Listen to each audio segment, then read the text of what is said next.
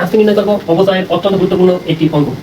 একটি যন্ত্রের ক্রয় মূল্য 50,000 টাকা, ভগ্নাংশের মূল্য 5,000 টাকা এবং আয়ুষ্কাল 5 বছর ফলে সরলরৈখিক পদ্ধতিতে বার্ষিক অবচয় কত? সরলরৈখিক পদ্ধতিতে অবচয় নির্ণয় করতে বললে আমরা জানি প্রতি বছর অবচয়ের পরিমাণ সমান হয়ে থাকে। এবার আমরা সূত্র অবলম্বন করব। অবচয়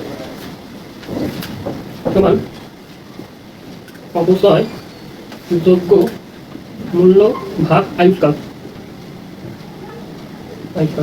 এবার অবচয় যোগ্য মূল্য নির্ণয় এই সূত্র যোগ্য মূল্য সমান ক্রয় মূল্য মাইনাস ভগ্নাংশের মূল্য।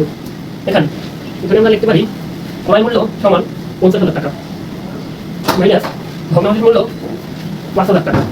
তাহলে আমরা 45,000 টাকা পাই অবচয়যোগ্য মূল্য। 45,000 টাকা অবচয়যোগ্য মূল্য। এবার আমরা অবচয় নির্ণয় করবো। অবচয়যোগ্য মূল্য নির্ণয় করার পর এবার আমরা অবচয় নির্ণয় করবো। অবচয়ের জন্য অবচয়যোগ্য মূল্য 45,000 টাকা উপরে, নিচে আয়ুষ্কাল। আয়ুষ্কাল বছর দেওয়া আছে, আয়ুষ্কাল 5 বছর দেওয়া আছে।